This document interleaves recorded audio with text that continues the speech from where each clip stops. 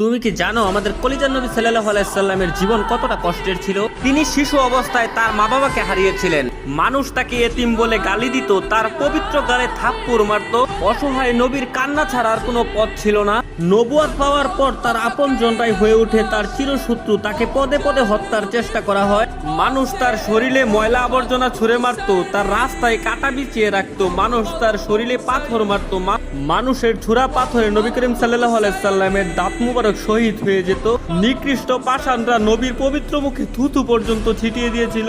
নবী করিম সাল্লাল্লাহু আলাইহি সাল্লামের কষ্টের দহন আরো বাড়লো যখন তার শিশুকালে কলিজার 3 পুত্র সন্তান ইন্তেকাল করেছিল। আবার কলিজার নবীর ঘরে চুলাও জ্বলতো না। ঈদের দিনও তিনি না খেয়ে ঈদগাহে যেতেন। ইসলামের জন্য আমার নবী 3 বছর গাছের পাতা খেয়ে বেঁচেছিলেন। এত কষ্টের মাঝে থেকেও আমাদের কলিজার নবী আমাদের জন্যই শুধু কেঁদেছেন।